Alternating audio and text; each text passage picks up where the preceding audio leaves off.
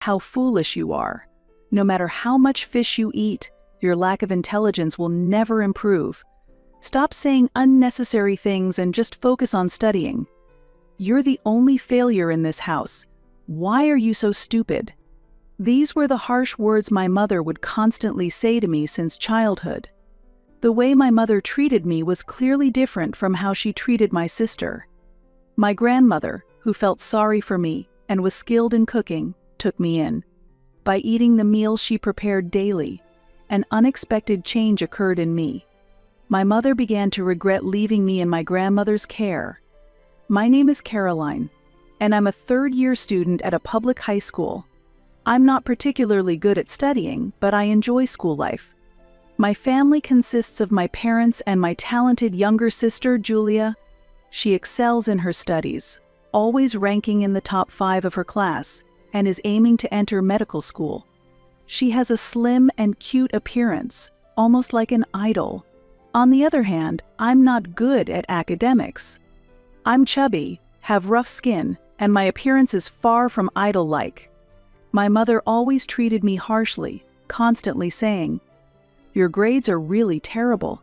It's a waste to spend money on you, so make sure you go to a public high school." Since I was bad at studying, I ended up attending a low-level public high school that anyone could get into. My mother would often say, "Where does such stupidity come from?" Even I sometimes find it strange. Both my father and mother were outstanding students, and after graduating from prestigious universities, they met while working at a top company and eventually got married. My sister resembles them and is also very talented. According to my mother, I'm the only one who doesn't fit in with this family, a failure. Since I was a child, it was clear that my mother doted on my sister. Normally, older siblings pass down their clothes and toys to younger ones. However, in my case, I was always given cheap items from secondhand stores or hand-me-downs from others. In contrast, my sister was always dressed in brand new, beautiful clothes and played with the latest toys. While I envied her, my fear of being disliked by my mother kept me silent. My sister and I have completely different personalities and interests. I enjoyed being active outdoors, often getting injured or covered in mud, and getting scolded for it. In contrast, my sister Julia preferred the traditional way girls play, engaging in make-believe kitchens and doll playing. Julia, you are really ladylike and cute. You're completely different from Caroline. Don't become a barbarian like her, okay? My mother would often say to her in a gentle voice. I was deeply hurt by these words many times, but I had become accustomed to her cold attitude and sarcasm. Julia was very loved and pampered by our mother, receiving sweet cakes and candies from an early age. I was never given such treats. Once I asked Julia if I could have some, but she refused, saying, "No, Mom said you shouldn't eat sweets because you're not smart." Perhaps because she was raised this way by our mother, Julia was also cold towards me, and would sometimes say things that ridiculed me. At home, only my father was on my side, but he was not reliable as he did not defend me and never spoke up against my mother. However, my father never spoke ill of me and was always kind to me, so I trusted no one else but him. Looking back at my childhood, it wouldn't have been a surprise if I became rebellious and turned to delinquency, but surprisingly, I grew up to be quite bright and healthy. I had many friends. Although I was not good at studying, my school life was always enjoyable. In fact, school was more comfortable for me than home. The reason I grew up this way was perhaps largely due to the influence of my paternal grandmother, who lived nearby. My mother often told me to go to my grandmother's house to play. Now, I realized that my mother wanted to go out with Julia without me, considering me a nuisance. I deeply loved my grandparents' house. Welcome, Caroline. Today I baked a special cake. Let's enjoy it together. My grandmother always treated me warmly. She would offer homemade delicious snacks and cared about my worn clothes, gifting me hand-knitted sweaters. Caroline, isn't your mom buying you new clothes for those worn-out ones? She would ask. I was speechless. My grandmother didn't say anything more, but she treated me with kindness and compassion. The relationship between my grandmother and mother had never been good. Although they hardly ever saw each other, I heard about the situation from my father. Originally, they had planned to live together, but my mother unilaterally refused to accept help with household chores and child rearing. We were supposed to live together, but your mother refused. It's not like she does any housework or parenting properly. Caroline, you're always welcome to come to Grandma's house. I truly loved my grandmother. One day in my 3rd year of middle school, as usual, I visited her house. Seeing that I had gained weight over the years and my skin condition had worsened, my grandmother expressed her concern. Caroline, what do you usually eat? There are foods that are good for your skin. Maybe you could ask your mom to cook those. My mother rarely cooked and mainly provided me with cheap donuts for economic reasons. Eating donuts every day led to weight gain and skin problems. I couldn't control my hunger, and I would be scolded if I tried to use the fridge on my own. This was the state of my eating habits. In contrast, my sister was slim and had clean skin.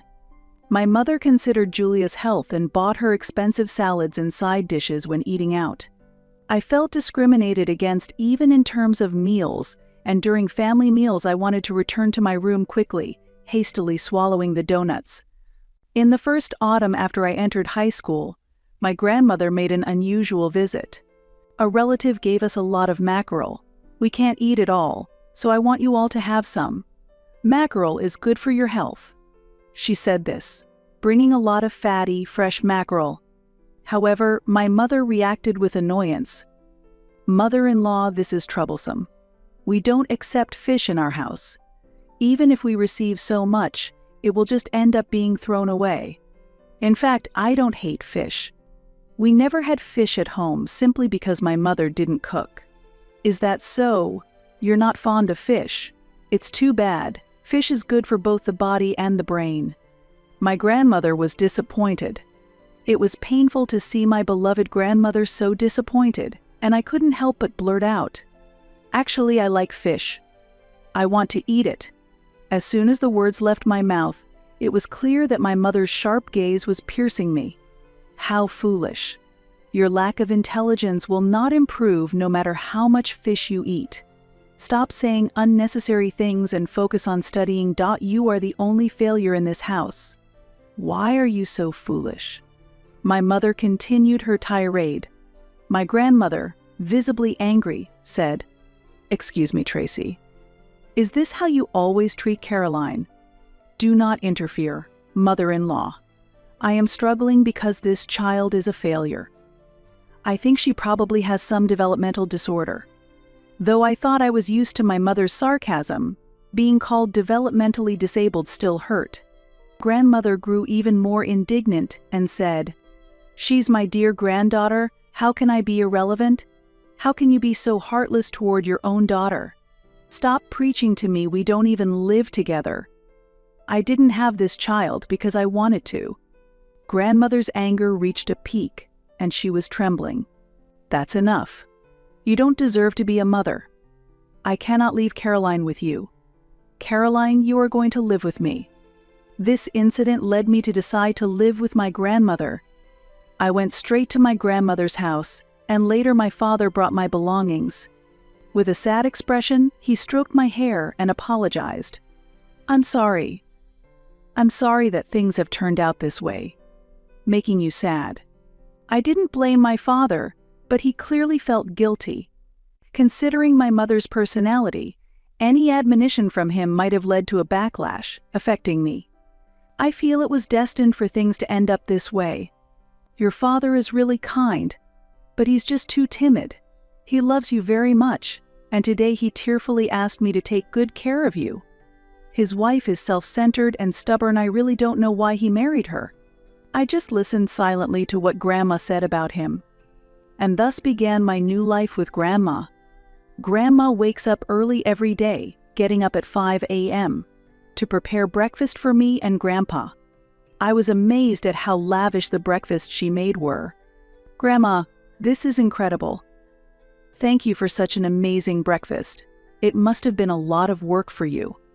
Her breakfasts always featured a variety of items, with an extensive menu. That morning's breakfast included a rich vegetable soup made from chicken and vegetable stock, scrambled eggs, and a salad with nuts. I was worried if I could eat so much, but it was more delicious than I imagined, and the more I ate, the hungrier I seemed to get, quickly finishing everything. "Grandma, this is amazing. I've never had anything this delicious before." Surprised by my reaction, Grandma asked, "Do you really think it's that special? What do you usually eat at home?" "I usually don't have breakfast. It's not prepared. If I feel like it, I might toast some bread myself. Mostly, I just eat donuts." Grandma sighed at my response and said, "Really? That mother of yours? Breakfast is the source of energy for the day, especially important during the growth phase. Eat plenty now, and make sure to go to school well prepared." With that, she served me a generous helping of soup. Every school day, Grandma prepared a lunchbox for me. My friends were also amazed by the lunchbox packed with homemade side dishes, colorful and lavish, exclaiming, "What an incredible lunchbox!" When I was with my mother, I never had a lunchbox and always ate almost expired bread. A deli lunchbox was a normal meal for me, and I had never eaten anything homemade by my family, so this change was very welcome. The dinners Grandma made were also exceptional, featuring whole grain bread and soups full of ingredients. The main dishes often included fish and sometimes meat, offering a varied menu that never got boring. Since I started living with Grandma, I frequently enjoyed ingredients I had never tried before, like quinoa and kale. "Grandma, your cooking is truly top-notch. I'm so happy to try so many types of food." Every time I expressed my amazement at the meals, Grandma smiled happily. "This is normal for me. It's just that she doesn't cook properly. I wonder what they are eating now." While talking, Grandma expressed her concern for the well-being of my father and sister Julia. "Living with my grandparents has been rejuvenating for me, and they have always been warm. After meals, when I share stories from school, they always encourage me. For me, who was always criticized and treated coldly, this home felt incredibly comfortable and utterly stress-free. I realized that a home should naturally be such a comfortable place. Surprisingly, my academic performance improved significantly. Though it's often said that my school is low-level, my grades jumped to above average. When I told Grandma about this progress, she was very pleased. "Grandma, my grades have improved a lot. I think I've become smarter. See, I've been making food that's good for the brain every day. It has paid off." That evening, Grandma celebrated happily and specially prepared a pumpkin pie, using a whole fresh pumpkin. While I was having another slice of pumpkin pie, I asked, "Can you tell me about the brain-boosting foods you mentioned earlier?" "I'm not completely sure myself, but there are many ingredients that are said to be good for the brain, like oily fish, nuts, spinach, and avocados. I try to incorporate them in a balanced way." The meals Grandma prepared indeed had evenly distributed nutrition, utilizing these ingredients. "Grandma, you've been cooking with so much care for me." "Not at all. Grandpa and I are also getting older, so we started this for our own dementia prevention as well. Seeing your grades improve really shows that our efforts have paid off." Grandma and Grandpa are indeed over 70 years old, but they are still vibrant and show no signs of dementia. What we eat makes our body. That's why, just by incorporating balanced and seasonal ingredients, we can live healthily every day. Since I started living with my grandparents, my physical health has clearly improved. I started being able to wake up early easily, and I am full of energy. My skin condition has also gotten better, and I realized it's thanks to Grandma's cooking. Thinking back to my diet when I lived with my mother, I was shocked at its poor quality. What kind of meals did your mom usually make? At home, meals were mostly store-bought bread and donuts, and Dad and Julia mainly ate ready-made side dishes from delis and sometimes instant noodles. I really can't understand that wife. How can she allow such a diet when there are growing children at home? Expressing this, Grandma sighed with disappointment. After a while, I decided to go back home for the first time in a long time with my report card in hand. I was nervous, but I hoped that Mom would be pleased, so I gathered my courage and went home. When I met my mother and sister Julia after 6 months, Julia exclaimed in surprise, "Hey sis, when did you become so pretty?" What happened? Did you change something?" Julia has always been sensitive to beauty. In fact, I too feel that my appearance has improved. Since living with Grandma, I have lost weight and become slimmer than before. My facial acne, which was once plentiful, has completely disappeared, and I also changed my hairstyle at a beauty salon I visited with Grandma. Previously, Mom cut my hair at home to save costs, so the change now is clear. Then Mom appeared, so I immediately showed her my report card. "Mom, look. I think I've become a bit smarter." However, Mom didn't acknowledge my achievements and dismissed them. "Why are you boasting? You just got decent grades at a low-level school. Nothing has changed." I felt foolish for having hoped for her approval. Mom returned my words coldly and expressionlessly. Yes, this was typical of her. During this conversation, Julia kept asking, "Why have you become so pretty? Tell me." I'm jealous. While Julia is naturally beautiful, she is also a curious girl in her growth phase, and she was very interested in my changes. There was never such a conversation when we lived together before, and although I was happy to talk like this, Mom's response was cold. "Hey, how long are you staying? Julia has an important exam coming up. I don't want your stupidity rubbing off on her, so go back soon." With those words, she refused to take my report card. "You don't have to say it like that." As I headed home, tears began to flow uncontrollably. Having had my hopes up, the cold treatment left me deeply disappointed, and I felt painfully out of place within my own family. I couldn't understand why this was happening. When I returned home, Grandma immediately embraced me, and we cried together. "Oh, what have they done?" I sobbed uncontrollably in Grandma's comforting embrace. After a while, Grandma began to speak calmly. "I originally planned to keep this a secret until you were 20, but I've decided now is the time to tell you. Please listen carefully." I didn't understand what she was about to reveal, but her serious expression made me brace myself. "Caroline, the people you always thought were your parents are not your real parents." "What do you mean?" "Actually, your real parents were very close friends of your supposed father." As I struggled to grasp what she was saying, Grandma continued with the details. "Your biological parents were in an accident before you were born. Your father died, and your mother was barely saved but in a very critical condition. She managed to have you delivered by cesarean section, wanting you to be saved at all costs. At that time, the man you know as your father rushed to her side. With her last wish, she entrusted him with your care, and he vowed to make you happy. Is that really true?" I was overwhelmed by the sudden revelation and doubted its authenticity. "It's true. You look very much like them," Grandma went on. "When the decision was made to adopt you, Tracy strongly opposed it. She said she could never accept a child that wasn't hers. She even suspected that you might be the result of an affair by your father, but that's impossible. Your father isn't capable of such deceit. In fact, you resemble your real parents who have passed away. Here I have a photo as proof." With that, Grandma pulled out an old album. The album contained a photo of my young father and his best friend from their high school days. The image was old and the features hard to distinguish, but I felt a resemblance to myself. "This is your real father and mother." After hearing the explanation, I began to understand why my mother's attitude toward me was so cold.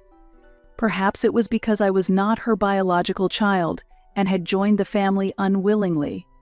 Learning this significant truth filled my heart with various emotions, and I was tormented by a complex sense of loss. "Actually, Caroline, your real parents were very much looking forward to your coming into this world. They had even decided on your name before you were born. The name Caroline is proof that you were deeply loved." Tears naturally started flowing uncontrollably. I've always felt so troubled, regretting my very existence, I confessed. Caroline, I'm truly sorry for all the pain you've endured. You are a cherished and wanted child in this family, Grandma said, as she hugged me tightly, tears streaming down her face.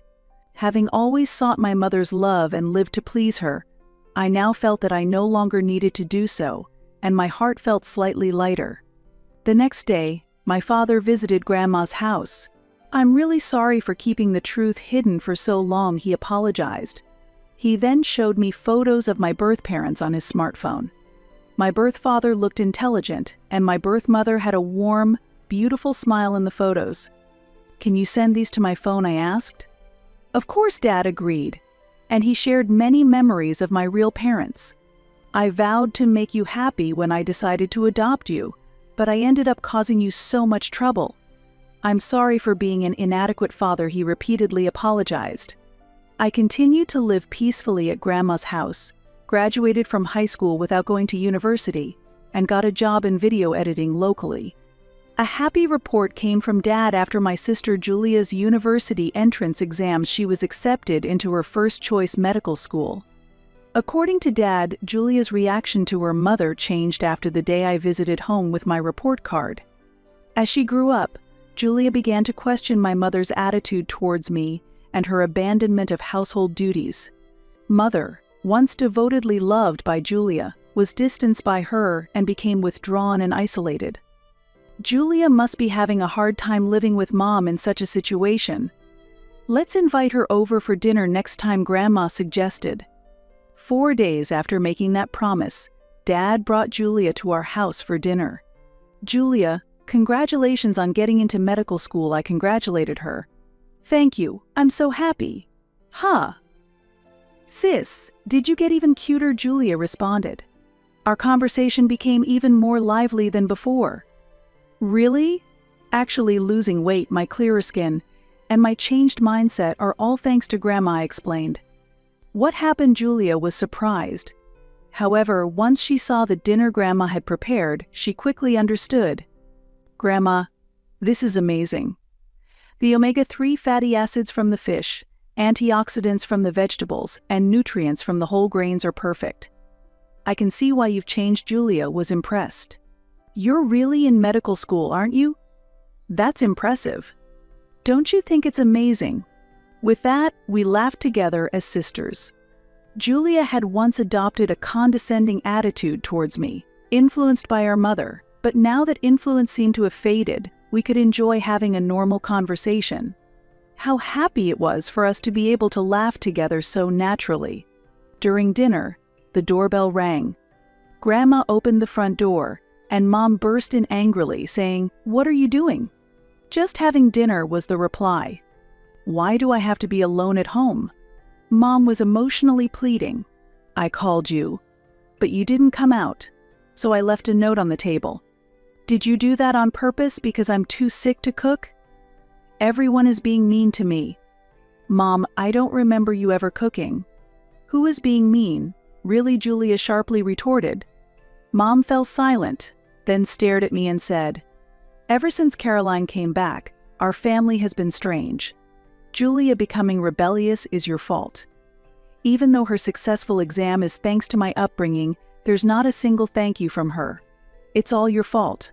"Mom, it's not Sis's fault. I hated how you bullied her and overprotected me all the time. No matter how much I studied, you never made us good food, so I never felt like you were really trying," Julia said, as she enjoyed the delicious meal Grandma had prepared. "Why don't you try some of Grandma's cooking? It's really good, and eating this every day might even improve my study efficiency." "Julia, why would you say such a terrible thing? You don't understand how hard your mother has worked." As Mom expressed her outrage, Grandma calmly responded, "What struggles are you talking about? You've indulged Julia while being harsh on Caroline, and you haven't even prepared proper meals. What are you talking about? Julia's exam success isn't thanks to you, it's the result of her own efforts. It's Caroline's fault for causing problems, isn't it?" Mom showed her anger openly. "Mom, it's okay. I already know the truth. I know I'm not really part of the family, That's why it's understandable that I'm in the way, not liked, and treated coldly." What do you mean?" both Mom and Julia exclaimed in surprise. "Ah, you knew that?"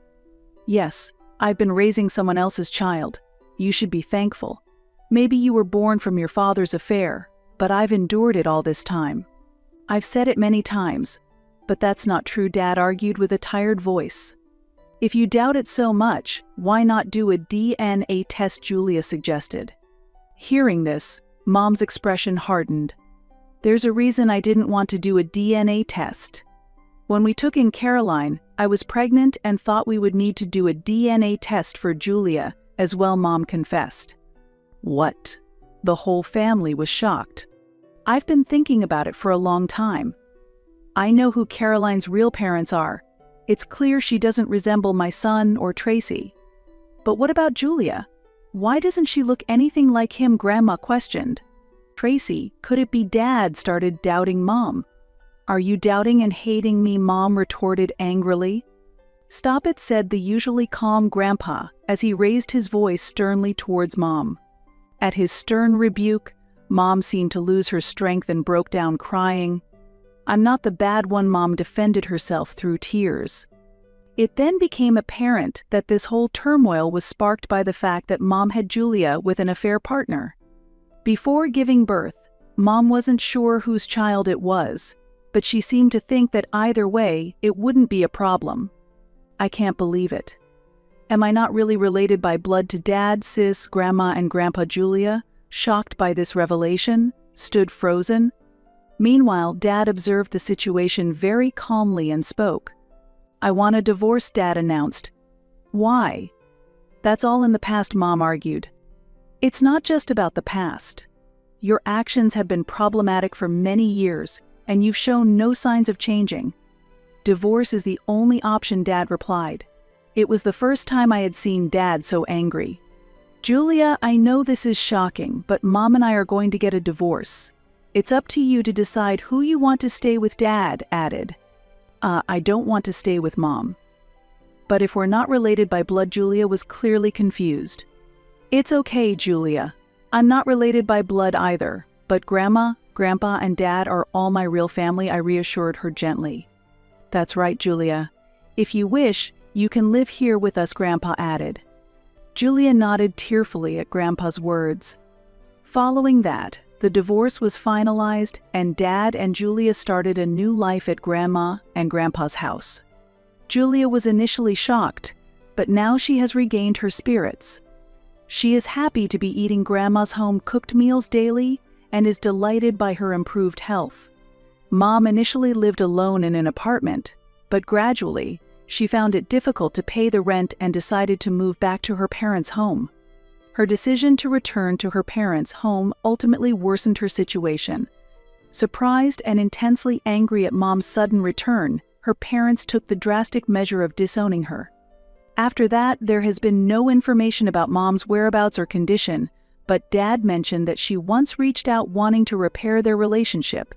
However, Dad firmly declined her offer and chose to cut off all contact with her. In my own life, a conversation with a colleague at work about cooking blossomed into a discussion about Grandma's homemade recipes, which led to the idea of broadcasting them in videos. As a result, we launched a video series under the concept of youth making Grandma's recipes, which garnered significant attention from many people. The videos became even more popular, especially after my attractive younger sister Julia appeared in them, earning support from many viewers. Julia later started her career as a doctor at a university hospital and stepped back from the video broadcasting activities, but she continues to lead a healthy and active life. I myself married the colleague I co-starred with in the videos, and we are now expecting a new life. As the birth approaches, I ask Grandma, "When the baby is born, can you teach me how to make baby food?" To which she replied gently, as always, "Leave it to me. I'll make plenty of delicious food to ensure the baby grows up healthy." The family table, where we all gather, continues to offer us enjoyable, delicious, and warm moments today. Both Grandpa and Grandma are healthy, and our everyday lives are always filled with happiness.